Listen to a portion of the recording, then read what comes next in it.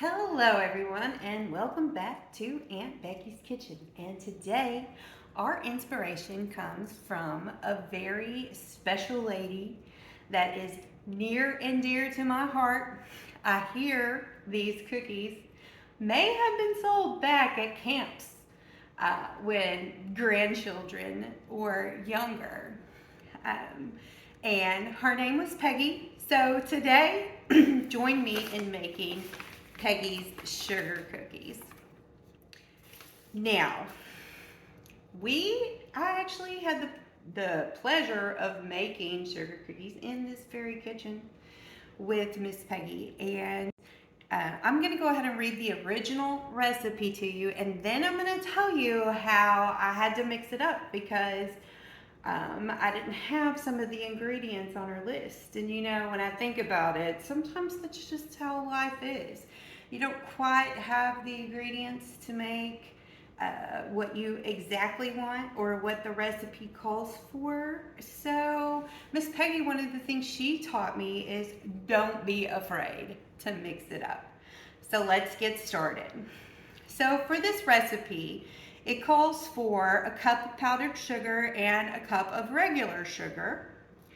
It calls for a cup of oleo, which oleo is actually margarine butter, or margarine product that you find in the butter section of your grocery store. Things that can be substituted are real butter, or like today, our substitution is going to be coconut oil. So here in our mixer, I have actually 3/4 a cup of coconut oil to substitute for the oleo, and an additional cup of oil that the recipe calls for. It's going to be nice, and when we're mixing our sugars together, it's going to allow it to get nice and creamy. It also calls for 2 eggs, a teaspoon of soda, 2 teaspoons of cream of tartar, and 2 teaspoons of salt, which we have here. We have 2 teaspoons of vanilla that we're going to add over here to our sugar mixture. And then we're going to make 2 different kinds of cookies today because I like to keep things fresh. We're going to make the traditional simple sugar cookie. And then we're going to make mix-in. And today for our mix-in, I've selected dark chocolate chips with cranberries and pecans. Oh, can't wait to try that. So, to get started though, if you've made cookies before, you already know this. But if you haven't, we're gonna actually cream the butter and the sugar together. So I'm going to open my mixer, and I'm going to go ahead and I'm going to crack my 2 eggs in here.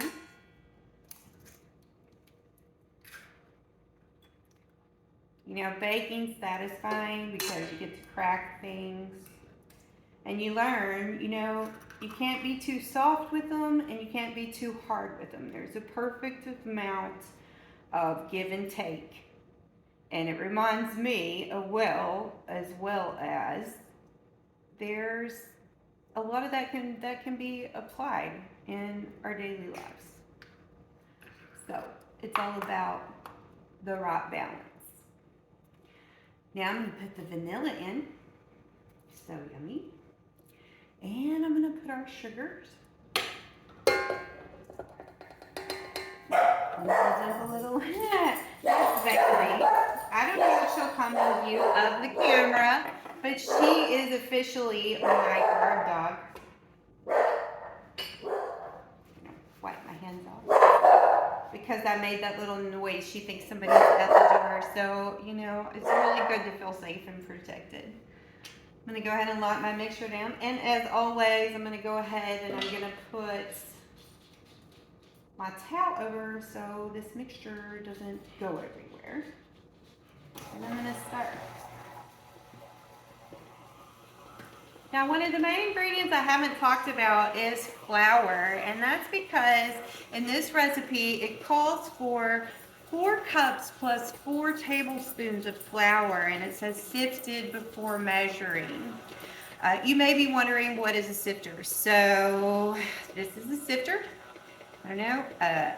I've always had one of these because my grandma used one, and I recently found this one out in a flea market. So if you're a flea marketer, you may want to, see if you have one.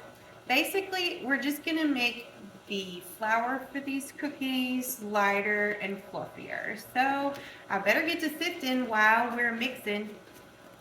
And you can see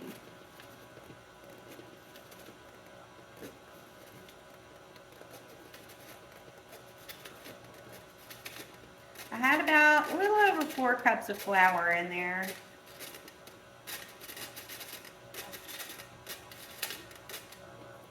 There we go. Now, we're going to see how much flour I have. Let's give our little mixture a peek. Oh yeah, it's looking really good in there. So now, what I'm going to do is I'm going to start adding flour to my recipe. Oh, and I'm going to go ahead and dump in all of this. Again is our cream of tartar, salt, and baking soda. So we'll put that in. And I'm just going to go ahead and let it have an extra mix so we can make sure it gets distributed well through the batter.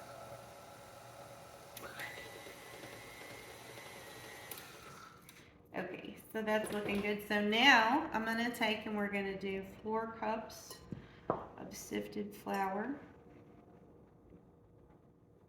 I'm just going to measure right up to the top. So 1,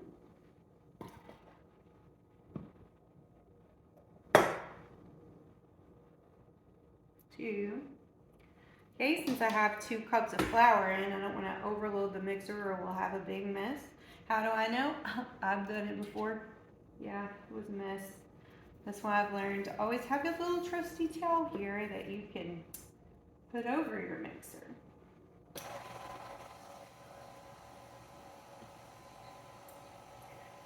So I've been looking out on the social media and the internet lately, and I can see that, I found a lot of my friends, they've been distressed about sleep.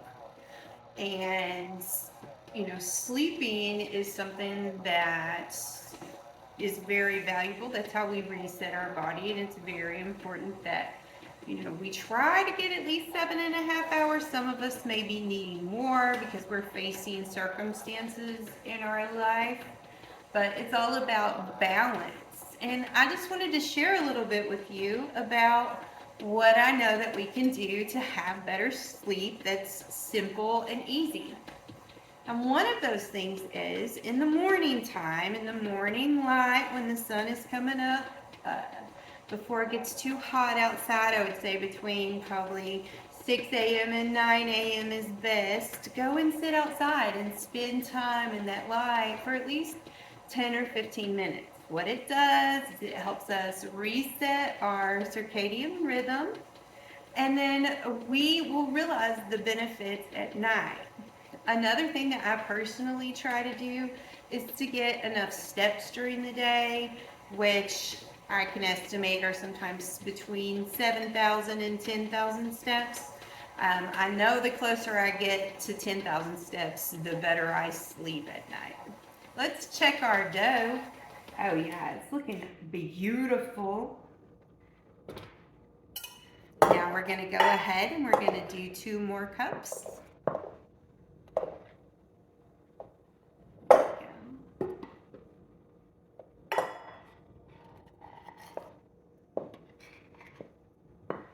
Woo! I can't quite get the 2 cups in there. So, because I'm getting low, I wonder if I sifted enough flour. We can always do more if we need to.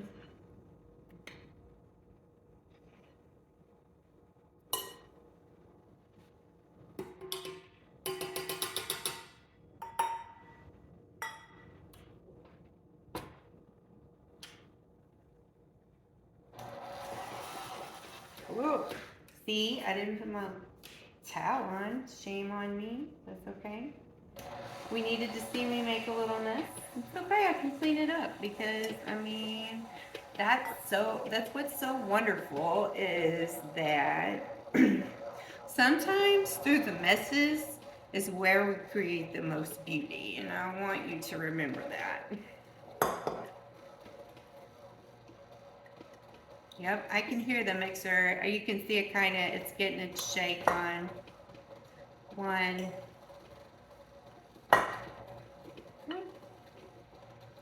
2.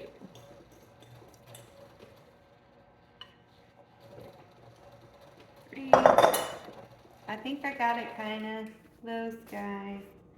Yep. Get this. We're gonna put this. I'm gonna do this because I've been missing. Because I mean, you know, as far as the flour part, I got it kind of right on the money, and it was just a little bit over 4 cups of flour sifted. So I'm gonna turn this back on. We're just gonna give it a minute because then I'm gonna go ahead and I'm gonna take this away.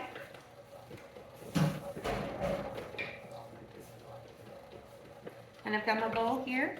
Let me go ahead and start cleaning up because when you bake, it is part of our baking process, is you gotta clean up the mess. But you know, the good thing is absolutely a delicious mess, and it's fun to do.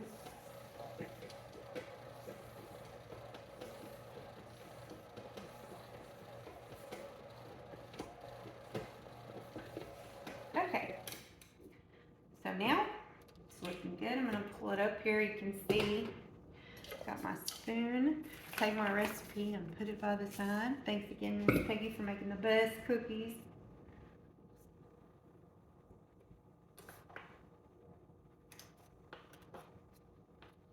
And just remember, if you don't like coconut oil, it's okay to substitute butter or any other kind of oil that you want.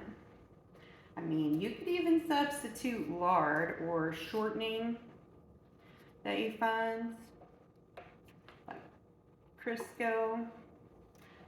I'm sure the cookies would be absolutely delicious. However, you would just want to make sure you didn't eat too many of them.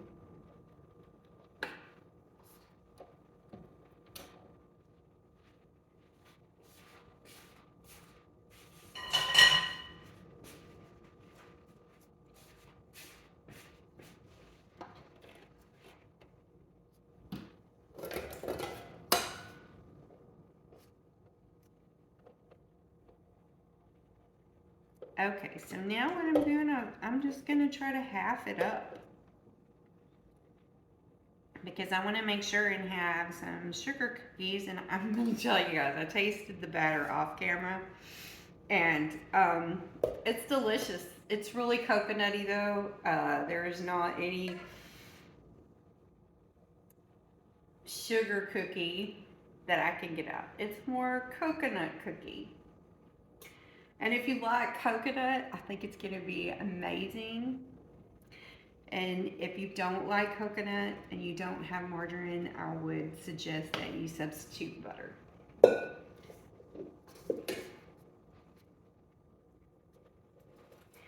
Okay, so now what I've got a little bit of the mix, and now I'm going to do some mix-ins because that is what life is about, to mix it up.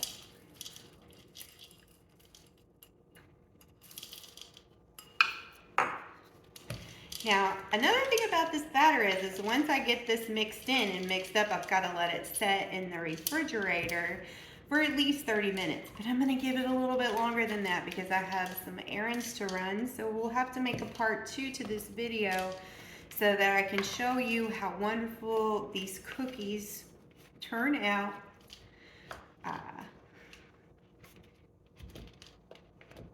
And how easy and simple was that? And they don't have a bunch of ingredients that you can't pronounce in them, so they're healthy for you, because it's one thing that you can do for your self-care and your sleep, is you can try to give your body the healthiest things that you can, which are usually very simple with very simple ingredients.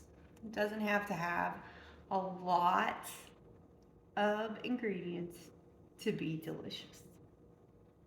Thanks so much for joining me here on this part one of Peggy's Cookies. And I hope to see you in video 2. And if you haven't already, like and subscribe to see more of what's happening at Aunt Becky's place.